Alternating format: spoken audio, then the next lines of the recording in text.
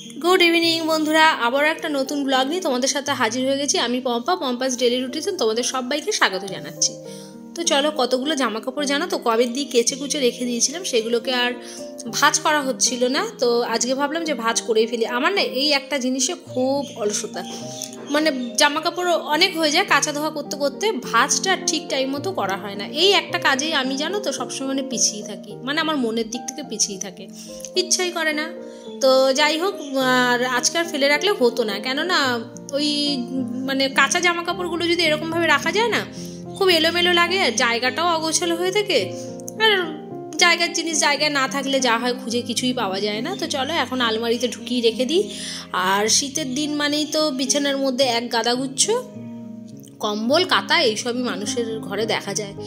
আর চলো, আর আমি যেখানে যা যা রাখি সেখানে সেই জায়গা মতোই আমার সব ব্যবহারের জিনিসগুলোকে রেখে দিচ্ছি। আর এই আলমারির মধ্যে যত জিন্সের প্যান্ট ট্যান্টগুলো থাকে যেগুলো মানে তোলা তোলে পরা হয় সেইগুলোর কথা বলছি, সেসব জামা কাপড়গুলো রেখে দিলাম। আর এবার আমি কিচেনে চলে এসেছি, সন্ধ্যাবেলা 1 কাপ খাবো কফি, আজকে কফিই খাবো। আর আমি তো এমনি জানো তো দুধ চা, যদি দুধ দিয়ে চা বা কফি খাই না, আমি কিন্তু চিনি একদমই অ্যাড করি না এখন। তো চলো একটুখানি অল্প করে জল দিয়ে দিয়েছি আর 1 কাপ দুধ দিয়ে দিলাম। ওই ভালো করে দুধটাকে ফোটাবো, আর ফোটানোর পরে তারপরে কফিটা বানাবো। তো ওই অনেকটা দুধ, তো 1 প্যাকেট দুধ আছে 500। তো বাইরে ফেলে রাখলে কি হয় জানো তো, ফ্রিজ দিয়ে আনা জিনিস বাইরে থাকলে নষ্ট হয়ে যায়, ওই সাথে সাথে ফ্রিজ আবার ঢুকিয়ে রেখে দিতে হয়। আর আমি গরম করে কোনো সময় দুধ টুধগুলো রাখি না, যখন দরকার হয় তখনই গরম করে নিই, এরকমই। আর আমার রনি আবার কি বলো তো, ও কোনো দিনই না ওই দুধ টুধ ছোটোবেলা থেকে ও খেতে পারতো না, মানে ওর প্রবলেম হতো, খুব গ্যাস অম্বল হতো। আর তাই জন্য না আমার ওই ছোটোবেলায় যে দুধ গরম করে রেখে দেওয়ার ওই অভ্যাসটা আমার কোনো দিনই নেই। আর এদিকে চলো, তো 1 কাপ আমি কফি করে নিলাম আমার জন্য। আর রাত্রেবেলা হবে পনিরটাকে ফ্রিজ দিয়ে বের করে জলে মানে চুবিয়ে রেখে দিয়েছি, আর যাতে বরফটা কেটে যায়। তো এই তো আমার একদম ধোয়া ওটা 1 কাপ গরম গরম কফি। তো খাবো, কিন্তু তার আগে না আমি ঘরে যেসব বিস্কুট টিস্কুটগুলো আছে ওইগুলো প্রতিদিন খাই। এই বিস্কিটটা না খুব ভালো, উপর দিয়ে একটু চিনি ছেটানো আছে, মানে কাটার পরে বুঝলাম প্যাকেটটা কাটার পরে 6টা বিস্কুট থাকে। আর এইটা না কিসের সাথে যেন গিফট দিয়েছিল। আর এই যে দেখো আমার কর্তামশাই কিন্তু এখন বাড়ি চলে এসছে। তো এখানে আমরা ওই কথাবার্তা বলছিলাম, তো আমি বললাম যে একটু আগে আসলে তাহলে কিন্তু চা বা কফিটা একসাথেই খাওয়া যেত। তো বললো একসাথে খাওয়া হয়নি তো কী হয়েছে, একটু মুড়ি মাখাও, তারপরে আমাকে একটু চা করে দেবে, কিন্তু এখন না 10টা মিনিট পর। তো যাই হোক, গল্পগুজব করে তাকে মুড়ি ঠুড়ি মাখিয়ে দিয়ে আর চা কফি করে দিলাম। দেওয়ার পরে আমি আবার চলে এসেছি কিচেনে। তো বরফটা দেখলাম একদমই কেটে গেছে পনিরের, আর এবার কাটাও যাবে। তো চলো পিস পিস করে কেটে নিই। আর আজকে পনিরটা আমি কীভাবে রান্না করব সেটা তো তোমাদের সাথে শেয়ার করব।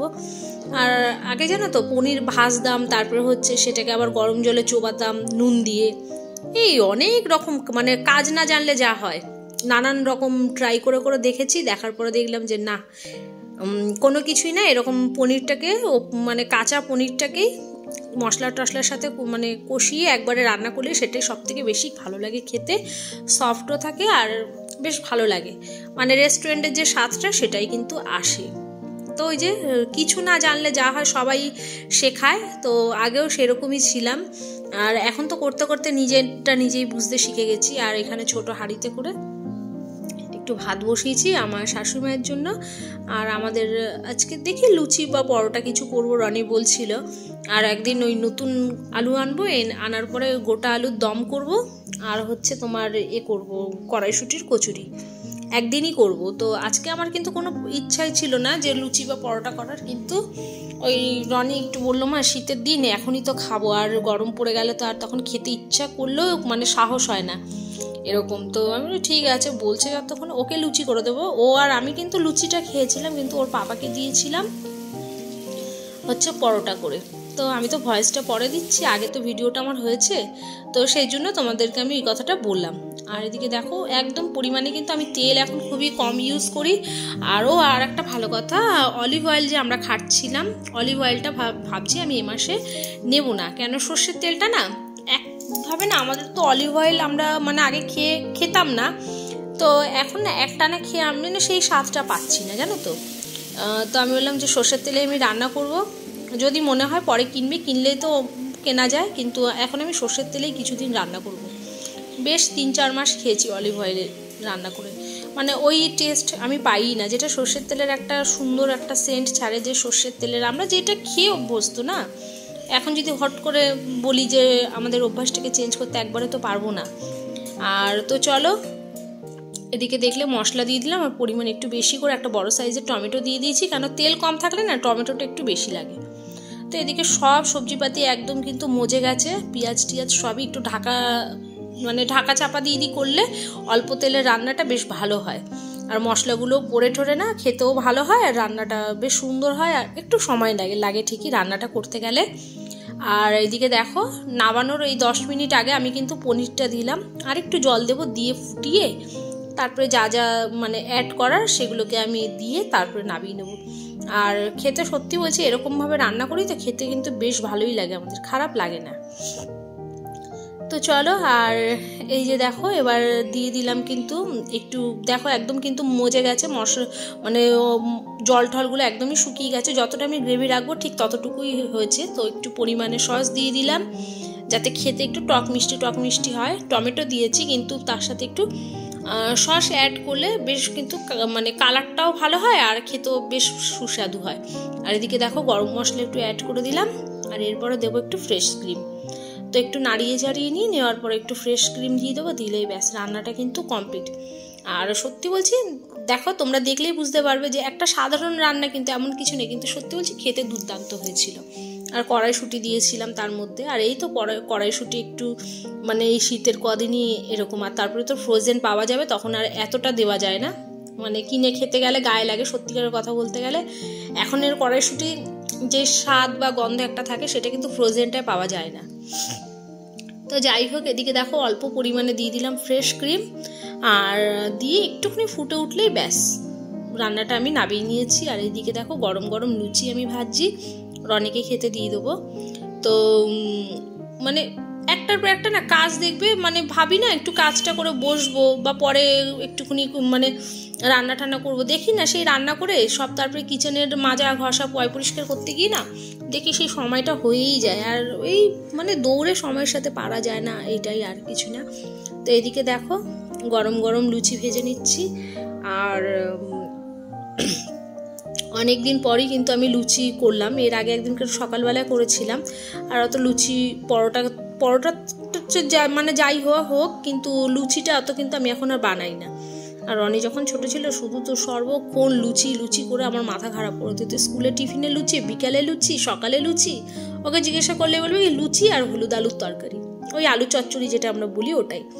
তো এদিকে দেখো একদম কিন্তু সব আমার লুচিগুলো তৈরি, গরম গরম ফুলকো লুচি হচ্ছে, আর খেতেও বেশ ভালো লাগছিল। শীতের সময় না সত্যি কিন্তু খেতে মানে শরীরের পক্ষে ভালো হোক চাই না হোক, কিন্তু মনটা ভালো হয়ে যায়, তাই না? আর লুচি টুচি না ভাজলে দেখবে ওই গন্ধটাই ভালো লাগে, কিন্তু না খাওয়ার সময় মুখ মেরে যায়। তো এই তো আমার দেখো পনির আলুর আর কড়াইশুঁটি দিয়ে একটা সুন্দর তরকারি, আর তোমাদেরকে আমি একটুখানি এর থিকনেসটা দেখাচ্ছি যে কতটা থিকনেস কি রয়েছে। অল্প একটুখানি কিন্তু তেলেই আমি রান্নাটা করেছি। আর এই তো সারাক্ষণ মানুষের জীবনে তো এটাই রয়েছে আমাদের হাউসওয়াইফদের, যে আমরা সারাক্ষণই দেখবে এরকমভাবে মানে কাজকর্ম করা, মেনটেন করা, চলা, এই তো লাইফ। আর এটার মধ্যেই খুশি থাকতে হয়, খুশি বেছে নিতে হয়।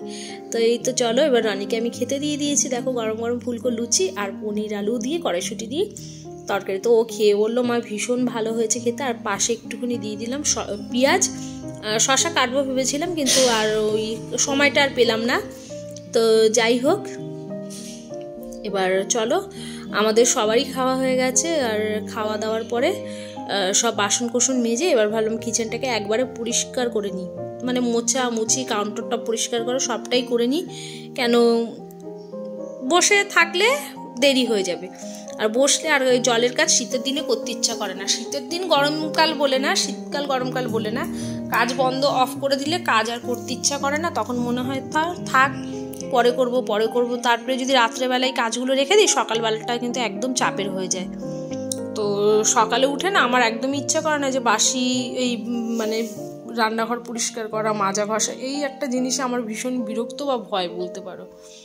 আমার ভালোই লাগে না। সকালবেলা এঁঠো বাসন ধোয়া বা রান্নাঘর পরিষ্কার করা আমার একদম মানে আজকে থেকে না, এটা জবের থেকে আমি কাজবাজ করি, মানে নিজের সংসার হয়েছে, নিজের মতো নিজে কাজ করতে শিখে গেছি, তবে থেকেই আমি এই অভ্যাসটাকে চালিয়ে যাচ্ছি, মেনটেন করি। হ্যাঁ, শরীর যখন না দেয় তখন তো কিছু করার নেই, তখন এগুলোকে বাধ্য হয়ে তখন বন্ধ রাখতেই হয়, তখন সময় বুঝে, তখন যে কিভাবে কি হয় তখন সেটা মানে বলার মতো না। আর এইদিকে দেখো আমি কিন্তু কিচেনটাকে একবারে এইভাবে লাইজল দিয়ে কাচিয়ে নিচ্ছি, যা কাদা নোংরা ঠোংরা, কাদা বলছি, কাদা কোথায়, কাদা কাদা জল জল কিন্তু বেরোয়, জানো তো। দেখো প্রতিদিনই, দেখতে পাচ্ছ তোমরা, প্রতিদিনই কিন্তু মোছা হচ্ছে, পরিষ্কার হচ্ছে, কিচেন 3বার 4বার করে মুছছি, তারপরেও কিন্তু এরকম নোংরা বেরোয়। তো যাই হোক, আজকের ভিডিওটা আমার এই পর্যন্তই ছিল। আর তোমাদের কেমন লাগলো আমার হচ্ছে ডিনার রুটিন, আর একটা ইন্ডিয়ানদের যেরকম হয় সচরাচর, আর তার সাথে সাথে আমার সব কিছু ম্যানেজ করা, যে আমি কিভাবে কি ম্যানেজ করলাম, কিভাবে সব কিছু করলাম, মানে ঘরের সব কিছু গোছানো টোছানো। তো চলো আজকের ভিডিও এখানেই জানাচ্ছি তোমাদেরকে বিদায়। তো তোমরা সবাই ভালো থেকো, সুস্থ থেকো, নিজের শরীরের খেয়াল রেখো, আর দেখা হচ্ছে নতুন একটা ভিডিওতে। ততক্ষণের জন্য টাটা, লাভ ইউ অল, ঠিক আছে।